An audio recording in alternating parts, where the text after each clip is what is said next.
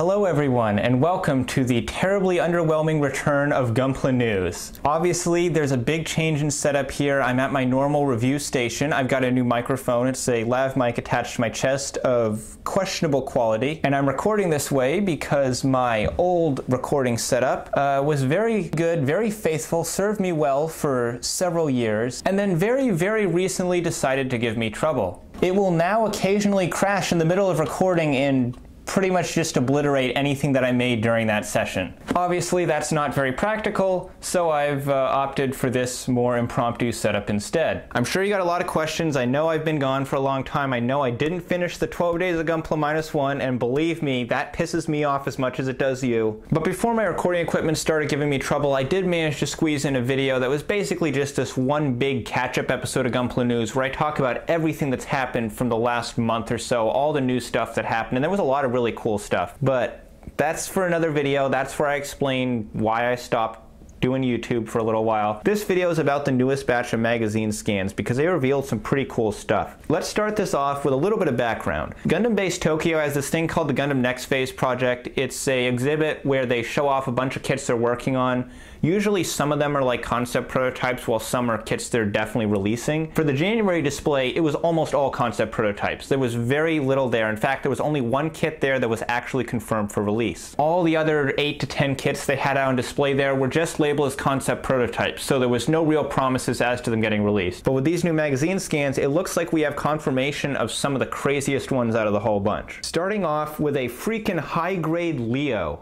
Yeah, I'm dead serious. We're getting a high-grade Leo, and for one of the most nondescript looking mobile suits ever made, it looks pretty awesome. This thing is actually part of the Gunpla Evolution project, and the evolution point for this looks like it has something to do with the construction, but I can't say for sure since I don't speak enough Japanese to understand it. The accessory loadout for this kit is really basic, and the mobile suit itself is as plain as it gets, but it looks like this guy's gonna have a ton of articulation, and most interestingly, it looks like they're marketing this very heavily as an army builder. Looks like it's gonna be a cheap, fun, durable kit, and this may very well end up being another great beginner high grade like the RX-78 Revive. But you know what's even crazier and cooler than a high-grade Leo?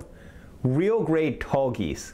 Yeah, if they announced a high-grade Tallgeese, I wouldn't have been surprised. You know, Leo, Tallgeese, they're so similar to each other, it would really only take like a runner and a half of parts to retool one into the other. But no, they went the extra mile and put the Tallgeese a whole grade up, and it looks great for it. Now, this is the Endless Waltz version, which means that the colors are a little weird. They used like this light gray for the thrusters that I'm not really a fan of. I honestly would have preferred if they went with the TV design for the Tallgeese, since the Master Grade is already the EW design, but hey, it's still a real grade Tallgeese, and that's just awesome. It looks like they're carrying over a lot of the features from the Master Grade Tallgeese. Looking at the images here right now, I can already see that all the thrusters that opened up on the Master Grade are going to be opening up here, which is just fantastic. Next kit to be confirmed by the scans was the Ground Gundam Revive version, and out of all the stuff they had at the Gunpla Next Phase exhibit, this is the one that I had the most faith in them releasing because we just got all 3 Blue Destiny units. We got the GM Ground type about a year ago, so really this thing was inevitable. There's not much to say about it. It's built off a mold that I love, it looks great, and best of all, it includes the backpack and cannon, and that especially I'm very happy to see because on the prototype they had at the Next Phase exhibit, it looked almost completed, like the whole thing was painted up, it looked great, but they didn't have the backpack and cannon on it. Thankfully, Bandai went the extra mile and gave him the full loadout, and he definitely benefits from it. So the last of the Next Phase project gang is actually a kit that was shown off in the December display, the Gundam FSD.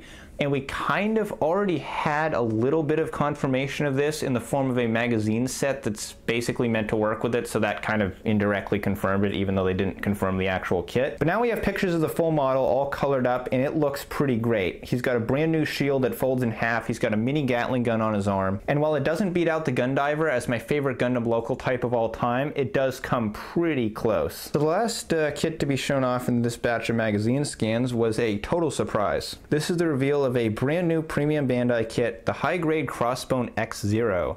This is something that we saw a Robot Damashi of not that long ago, and the Robot Damashi actually looked really nice. It had like this kind of silver finish on it, and I thought it looked awesome. This high grade, it's a little hard to tell because this is just like literally a photograph of the page, but it looks like it doesn't have that same cool finish.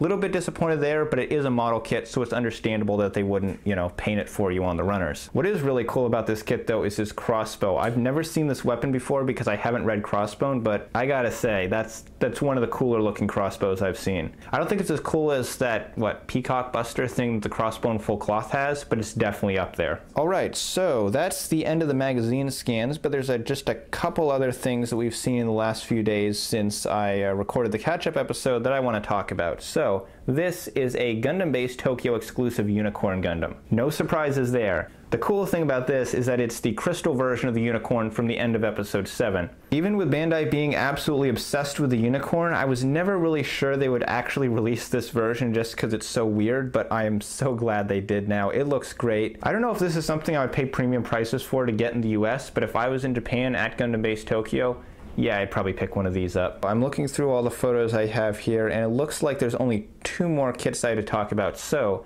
this is a pair of related models, master grades, retail master grades. Yes, I know you're getting very excited right now, but don't get too excited because it's just a couple Trans Am kits. It's the Trans Am 007 sword and the Trans Am Quanta, 2 kits that I'm sure a small handful of people wanted, but most people are more than likely just going to pass over. They're going to be a worldwide retail release, so you'll be able to get them anywhere you'd normally get Gunpla. However, they're going to be a limited production run sort of thing, so if you want one, get it when it comes out, because you're going to have a hell of a time getting one later. There's a lot more that I could talk about, having been gone for way too long, but I'm going to save that for another video, mostly because I already recorded that video and I don't feel like repeating myself. So thank you for watching. Thanks for sticking around through my inappropriately long absence, and to the surprisingly large number of people that have subscribed in the long period of silence that my channel has been in.